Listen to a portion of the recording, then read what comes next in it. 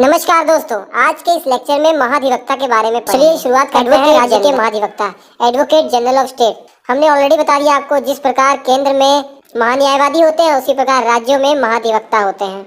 जैसे आप आम आदमी हैं, हम भी आम आदमी हैं। अगर हमें कोई मुकदमा लड़ना है न्यायालय में तो हमें एक वकील की जरूरत होगी। उसी प्रकार केंद्र सरकार को, राज्य सरकार को भी वकील की जरूरत होती है, क्योंकि इनके खिलाफ बहुत सारे केस होते हैं। उन केस में इनको रिप्रेजेंट कौन करते हैं? राज्यों को महाधिवक्ता रिप्रेजेंट करते हैं और केंद्र में महान्यायवादी रिप्रेजेंट करते हैं। इसलिए कहा जाता है कि राज्य के सबसे बड़े विधिक अधिकारी वो महाधिवक्ता ही होते हैं, जो राज्य को विधिक मामलों में सलाह या उनको परामर्श देते हैं। ठीक है, या बोला जाए राज्य सरकार के सबसे बड़े वकील महाधिवक्ता हैं।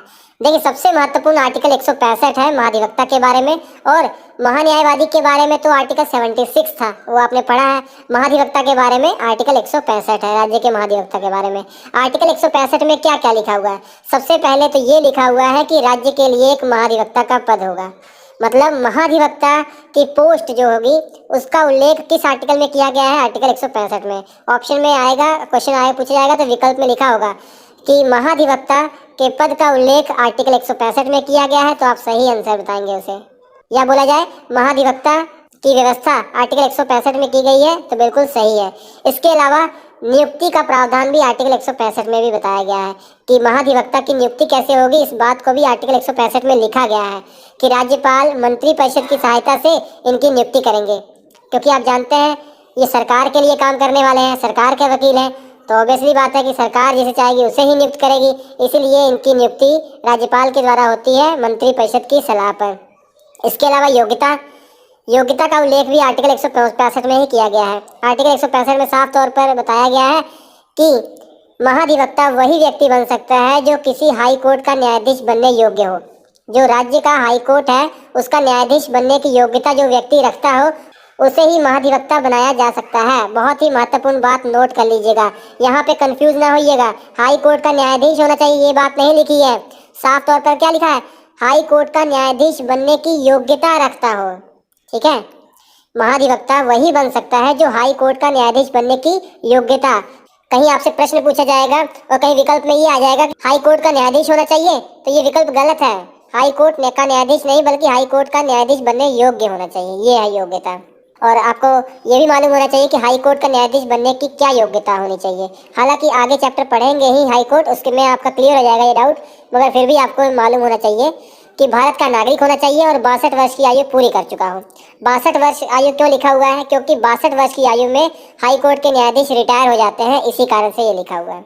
ठीक है, उसके बाद कम से कम 10 वर्ष तक किसी भी न्यायालय के न्यायिक पद धारण कर चुका हो। इसका मतलब क्या है? उदाहरण के तौर पर जैसे अधीनस्थ न्यायालय, जैसे डिस्ट्रिक्ट कोर्ट के न्यायाधीश रहा हो, ये कहा गया। इसका मतलब आगे जब पढ़ेंगे हाई कोर्ट उसमें और क्लियर आपको हो जाएगा और समझ में आएगा, डिटेल में बताया जाएगा।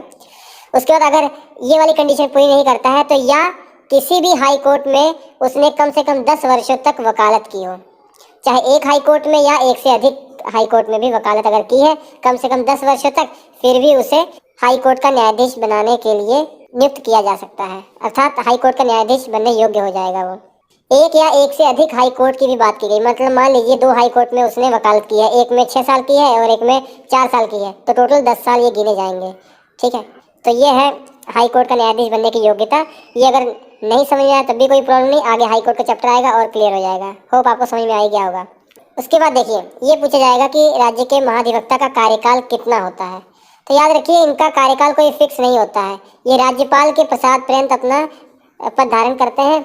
मतलब जब चाहे राज्यपाल मंत्री परिषद की सलाह से इन्हें हटा सकते हैं, क्योंकि मेन इनका यूज़ किसे करना है? राज्य सरकार को ही करना है, राज्य सरकार के लिए काम कर रहे हैं। जब राज्य सरकार को लगेगा ये उनके काम के हैं तब तक ये रहेंगे, अगर उन्हें लगेगा ये हमारे काम के नहीं है तो इन्हें पद से हटाया जा सकता है। ठीक है, उसके बाद जो राज्य के महाधिवक्ता होते हैं उनके कार्य और शक्तियाँ क्या है उसका भी उल्लेख किया गया है। क्या क्या बताइए? सबसे पहली बात तो ये है कि राज्यपाल अगर महाधिवक्ता से किसी भी विधिक विषय पर परामर्श मांगेंगे तो महाधिवक्ता को उन्हें परामर्श, उन्हें सलाह देनी ही पड़ेगी, ये इनका कार्य है। और इसके अलावा सरकार के द्वारा भी अगर कोई भी विधिक विषय सौंपे गए इन्हें, उस मामले में भी इन्हें उसे पूरा करना ही पड़ेगा। फॉर एग्जाम्पल के तौर पर कोई विधेयक राज्य सरकार ला रही है, अब उस विधेयक को लाने से पहले उस विधेयक की परीक्षा की जाती है, उसको टेस्ट किया जाता है, कहीं ये संविधान का उल्लंघन तो नहीं कर रहे हैं। तो ये सब चेक करने का काम किसका होता है? महाधिवक्ता को ही दे दिए जाते हैं, क्योंकि वो कानून के अच्छे जानकार होते हैं। मतलब वही सब ये इसमें खोज करेंगे कि हाँ, क्या ये जो विधेयक, जो बिल लाया जाने वाला है, क्या कहीं संविधान का उल्लंघन तो नहीं कर रहा है। ऐसे ही कई जो कानूनी विषय हैं उन पर इनको काम करने के लिए दे दिए जाते हैं। इसके अलावा ये राज्य के किसी भी न्यायालय में सुनवाई कर सकते हैं। ठीक है, जैसे राज्य सरकार का जो केस है किसी भी न्यायालय में है, राज्य के किसी भी न्यायालय में है, तो ये राज्य सरकार की ओर से जा सकते हैं वहाँ पे। और सरकार के विरुद्ध मामलों में सरकार की ओर से ये न्यायालय में उपस्थित होंगे। सरकार का कोई केस है तो सरकार तो जाएगी नहीं, मुख्यमंत्री जाएंगे नहीं, कोई मंत्री जाएगा नहीं, तो कौन जाएंगे? सरकार के वकील, राज्य सरकार के वकील अर्थात महाधिवक्ता ही जाएंगे। वही तो इनका मेन काम है, इसीलिए तो इन्हें नियुक्त किया गया है। इसके अलावा सरकार की अनुमति के बिना ये किसी अपराधी का बचाव भी नहीं कर सकते हैं। मतलब ऐसा नहीं है कि ये अपनी पर्सनल प्रैक्टिस कर रहे हैं तो कोई भी आपराधिक मामला आया उसका इन्होंने केस ले लिया और केस लड़ना शुरू कर दिया। नहीं, आपराधिक मामलों में किसी भी अपराधी का बचाव नहीं कर सकते हैं ये। उसके अलावा एक कोई कंपनी है, कोई भी कंपनी है, उसके निदेशक का पद भी ये ग्रहण नहीं कर सकते हैं। अगर ग्रहण करना है इन्हें तो सरकार से परमिशन लेनी पड़ेगी। उसके अलावा जिन केस में इन्हें सरकार का पक्ष रखना है उस पर कोई ये व्यक्तिगत टिप्पणी भी नहीं कर सकते हैं। मान लीजिए कल को किसी केस की सुनवाई करते हुए ये जा रहे हैं न्यायालय में, किसी भी न्यायालय में ये जा रहे हैं सरकार का पक्ष रखने के लिए, बीच में मीडिया वाले आए, मीडिया वालों ने इनसे कुछ सवाल पूछे उस केस के बारे में, तो ऐसा नहीं है कि सरकार के ऊपर ही टिप्पणी करने लग जाएंगे कि ये सरकार तो गलत कर रही है, ये कर रही है, वो कर रही है। ऐसा कुछ नहीं कर सकते हैं, अपनी पर्सनल टिप्पणी नहीं कर सकते हैं। तो ये है इनके कार्य और शक्तियाँ। ये ना भी पढ़ाया जाए तब भी आपको समझ में आ जाए इनकी नियुक्ति क्यों हुई है, क्या करने के लिए हुई है। इसके अलावा एक और इम्पोर्टेंट आर्टिकल है इनसे रिलेटेड। हालांकि आर्टिकल 177 जो है वो महाधिवक्ता के साथ साथ जो विधानमंडल में उपस्थित मंत्री हैं अर्थात मंत्री परिषद के जो मंत्री हैं, राज्य के मंत्री, उनके लिए भी कुछ अधिकारों का प्रावधान किया गया है। क्या? जैसे जो राज्य की विधानमंडल है उस विधानमंडल के किसी भी सदन की कार्यवाही में ये भाग ले सकते हैं, मंत्री भी और महाधिवक्ता भी, और उसमें अगर बोलना चाहें बोल भी सकते हैं। लेकिन आर्टिकल 177 में एक और बात लिखी हुई है कि जो महाधिवक्ता होते हैं वो किसी भी सदन में वोट नहीं कर सकते हैं, वोट करने के अधिकारी नहीं होते हैं।